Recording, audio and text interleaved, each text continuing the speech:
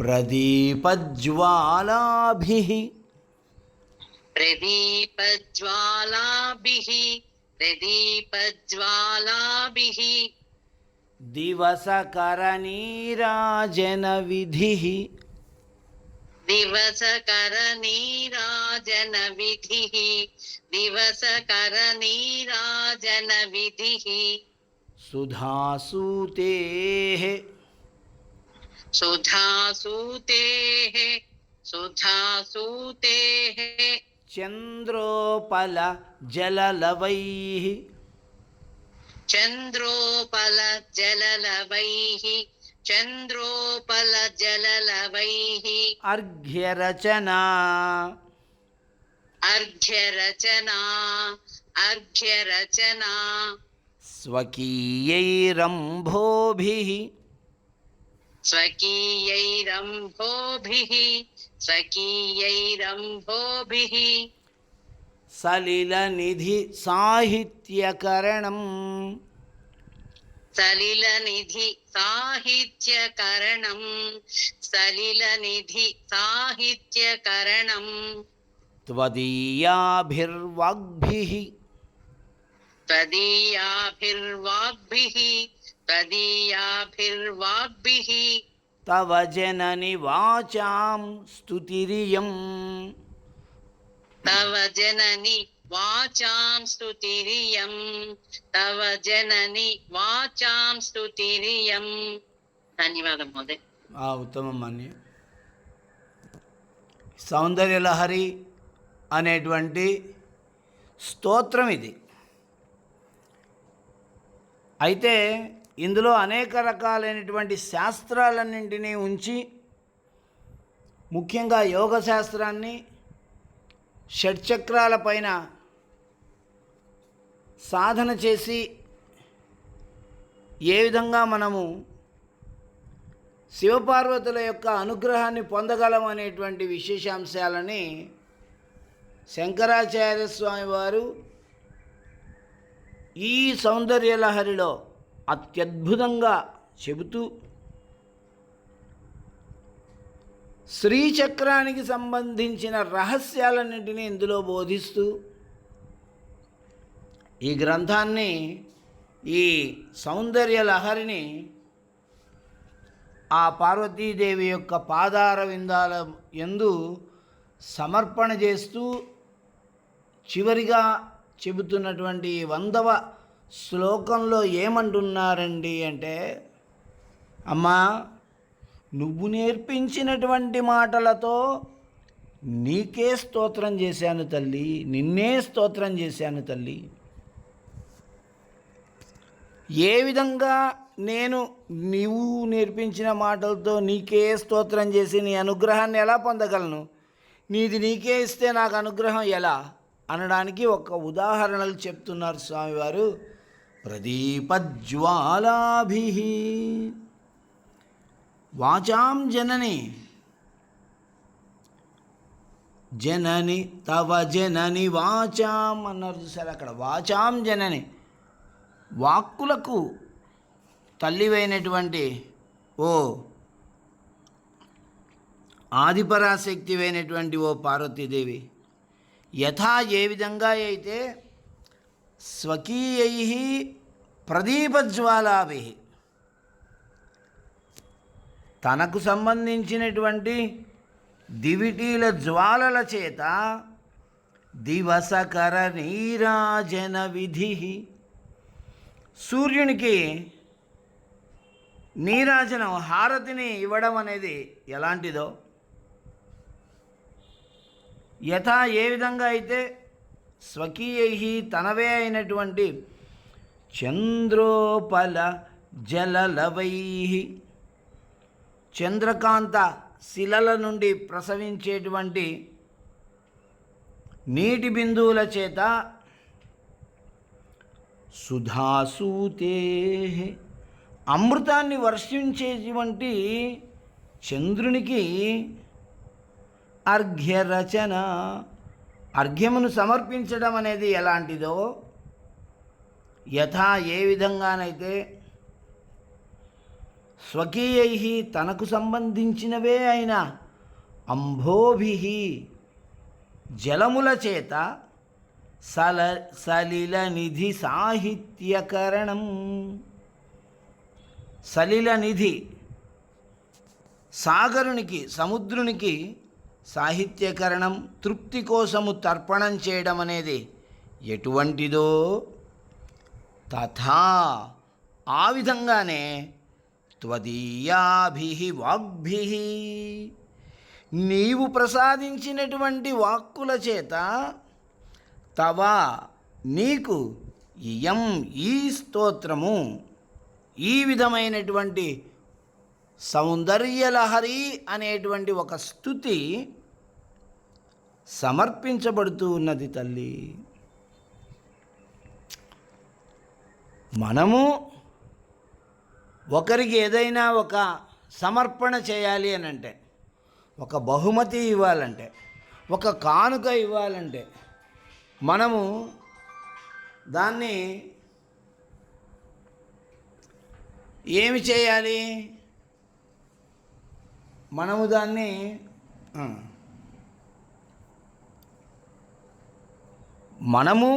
మన సొంతంగా మన యొక్క వస్తువును తీసుకెళ్ళి వాళ్ళకి ఇచ్చి, ఈ సందర్భంగా మీకు ఇది కానుక, ఈ సందర్భంగా మీకు ఇది బహుమతి అని చెప్పాలి. అలా కాకుండా ఆవిడే పలుకుల తల్లి. త్వదీయాభి వాగ్భి నీవే ఇచ్చినటువంటి వాక్కుల చేత, త్వదీయాభి వాగ్భి నీవే మాకిచ్చినటువంటి వాక్కుల చేత నీకు స్తుతిరియం ఈ స్తోత్రం అనేది ఒకటి చేసి సమర్పిస్తున్నాను తల్లి. ఈ పలుకులన్నీ నీకు ఇచ్చినవే. చూడండి, సూర్యునికి హారతి చేస్తాం మనం. సూర్యునికి హారతి దివిటీలను వెలిగించి ఆ దివిటీని సూర్యుని చుట్టూ. ఈ కాంతి అనేది ఎక్కడి నుంచి వచ్చింది? అసలు కాంతి అనేటువంటిది సూర్యుని నుంచి వస్తూ ఉంది మనకి. అటువంటిది ఆయనకి మళ్ళీ మనం ప్రదీపజ్వాలాభి ఆ దివిటీల యొక్క జ్వాలలు ఏవైతే ఉన్నాయో వాటితో దివసకర నీరాజన విధి. దివసకరుడు అంటే సూర్యుడు. సూర్యునికి మనము హారతి పడుతున్నాం. సూర్యుడే ఒక మండిపోతున్నటువంటి అగ్నిగోళం. సూర్యుని లోపల ఉన్నవి కూడా అగ్ని జ్వాలలే. అయితే సూర్యుని లోపల అగ్ని జ్వాలలు ఉంటే ఆ సూర్యునికి మనము అగ్నిజ్వాలల చేత నీరాజనం ఇస్తున్నాం. అలాగే సుధాసూతే చంద్రునికి ఏం చేస్తున్నాం? చంద్రుడు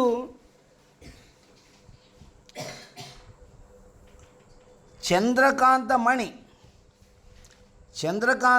అని ఒక మణి ఉన్నది. ఆ చంద్రకాంతమణిలో నుండి నీరు ప్రవహిస్తుంది. చంద్రకాంతమణిలో నుండి నీరు ప్రవహిస్తుంది. మరి చంద్రకాంతమణిలో నుండి నీరు చంద్రుని ప్రభావం వల్ల ప్రవహిస్తుంది. చంద్రుని ప్రభావం వల్ల చంద్రకాంతమణిలో ఏర్పడినటువంటి నీటిని తీసుకొని చంద్రునికి మనం అర్ఘ్యం ఇస్తున్నాం. అదేవిధంగా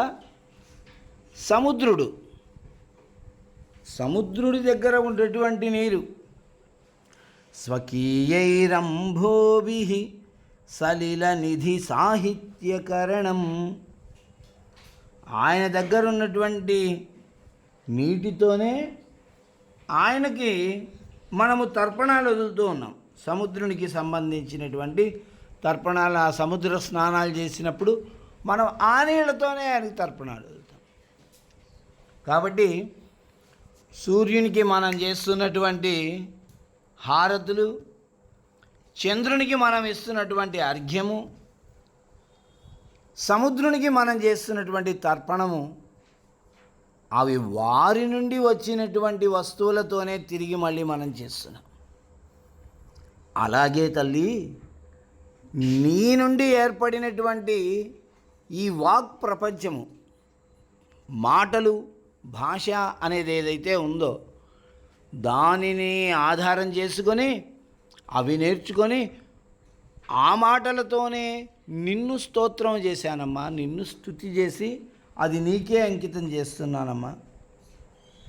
కాబట్టి ఇందులో తప్పు లేదు. ఈ ఈ విధంగా సమర్పణ చేయడం అనేది లోకంలో ఉన్నటువంటి విషయమే. అందువల్ల నీవు నన్ను అనుగ్రహించాలి తల్లి అంటూ ఉన్నాడు శంకరాచార్య స్వామి వారు. చూడండి, ఈ సౌందర్యలహరి శ్లోకంలో మనకి నీరాజనం అనేటువంటి పదం కొన్ని శ్లోకాలలో ఇదివరకే వచ్చింది. ముకుంద బ్రహ్మేంద్ర స్ఫుటమకుట నీరాజిత పదాం అని 22వ శ్లోకంలో వచ్చింది. విరచయతి నీరాజన విధిం అని 30వ శ్లోకంలో వచ్చింది. మళ్ళీ ఇప్పుడు ఈ 100వ శ్లోకంలో కూడా దివసకర నీరాజన విధి అనేటువంటి పదం మనకు కనిపిస్తూ ఉంది. అయితే 30వ శ్లోకంలో నీరాజన విధిం అన్నప్పుడు మకారము, 100వ శ్లోకంలో అకారము, మరియు 22వ శ్లోకంలో నీరాజనము అని అన్న చోట ఉకారము, ఉకారము, మకారము, అకారము అంటే ఉమా అనేటువంటి పదం ఏర్పడుతుంది. అమ్మవారికి ఉమా అనేటువంటి పదం అంటే చాలా ఇష్టం. అది వాళ్ళ అమ్మ పెట్టినటువంటి పేరది. ఉ అంటే తపస్సు, మా అంటే వద్దు. శివుడిని భర్తగా పొందడం కోసం ఆవిడ అత్యంత కఠోరమైనటువంటి తపస్సు చేసింది పార్వతీదేవి. కృషించిపోతూ ఉంది. మహా తపస్సంపన్నులైనటువంటి మహర్షులు సైతము ఈమె చేస్తున్నటువంటి తపస్సు చూసి భయపడిపోయారు. మరి కన్న తల్లి ఎంత తల్లడిల్లిపోతూ ఉంటుంది. మహారాజ కుమార్తె అయి ఉండి మంచి రాజవైభవాలు అనుభవించాల్సినటువంటి అమ్మవారు సరైనటువంటి వస్త్ర సంపద లేకుండా, ఆహార సంపద లేకుండా, ఏమీ లేకుండా ఎక్కడో హిమాలయ పర్వతాలలో అక్కడ పడి ఉండి అక్కడికి వెళ్ళి అక్కడ మహాయోగుల్లాగా తపస్సు చేసుకుంటూ ఉంటే తల్లి, అమ్మ వద్దు తల్లి తపస్సు, ఇంటికి రావమ్మా, నీవు చక్కగా భోజనం చేసి పెడతాను తినమ్మా, ఏంటమ్మా ఈ ఉపవాసాలు, ఏంటి ఇలా కృషించిపోయావు తల్లి అంటూ ఆమె ఉ మా అనేది. ఉ అంటే తపస్సు, మా అంటే వద్దు. ఉమా తపస్సొద్దు అని అనడం వల్ల ఆమెకి ఉమా అనేటువంటి పేరు వచ్చేసింది. చూడండి, ఇక్కడ ఉకారం ఉంది, అకారం ఉంది, మకారం ఉంది. దాన్ని ఉ మా ఆ చేస్తే ఉమా అయింది. ఆ ఉ చేస్తే ఓం అవుతుంది. అయితే అమ్మవారు ఓంకార స్వరూపిణి అనే రహస్యం ఈ సౌందర్యలహరిలో ఉంది అనే విషయం మనకు తెలుస్తుంది. ఉమా ఓం, ఓం ఉమా. ఈ ఉమాదేవియే ఓంకార స్వరూపిణి. ఈ ఓంకార స్వరూపిణియే ఉమాదేవి. అటువంటి అత్యంత మంత్ర రహస్యాలు, యోగ రహస్యాలు పార్వతీ పరమేశ్వరులకు సంబంధించిన అనుగ్రహాన్ని కలిగించేటువంటి శ్రీచక్ర రహస్యాలు ఇవి మనకు తెలిసినవే, మనకు తెలియని రహస్యాలు ఇందులో ఎన్నో దాగి ఉన్నాయి. ఇటువంటి బీజాక్షరాలు ఇందులో ఉన్నాయి. ఇటువంటి బీజాక్షరాలు ఇందులో ఉన్నాయని మనకు తెలిసి దీన్ని ఆరాధన చేసినా, ఇలాంటి బీజాక్షరాలు ఉన్నాయని తెలియకుండా సౌందర్యలహరి అని మనం భక్తి ప్రపత్తులతో ఆరాధన చేసిన అమ్మవారి యొక్క సంపూర్ణ అనుగ్రహానికి మనం పాత్రులమవుతాము అనేటువంటిది మాట మాత్రం అత్యంత వాస్తవమైనది. అంత కరుణామయి తల్లి. అందువల్ల ఈ 100వ శ్లోకాన్ని, ఈ ప్రదీపజ్వాలాభి అనే ఈ శ్లోకాన్ని మనము 16 రోజులు ప్రతిరోజు 1000 సార్లు మనం చదవాలి. చదవడం ద్వారా సకల కార్యసిద్ధి, అన్నింటా మనకి విజయం అనేది చేకూరుతుంది. ప్రతి కార్యంలోనూ మనకు విజయాన్ని ఇచ్చేటువంటి గొప్ప శక్తి ఈ శ్లోకంలో ఉందమ్మా. ప్రదీపజ్వాలాభి దివసకర నీరాజన విధి సుధాసూతేశ్చంద్రోపల జలలవైరర్ఘ్యరచనా స్వకీయైరంభోభిః సలిలనిధి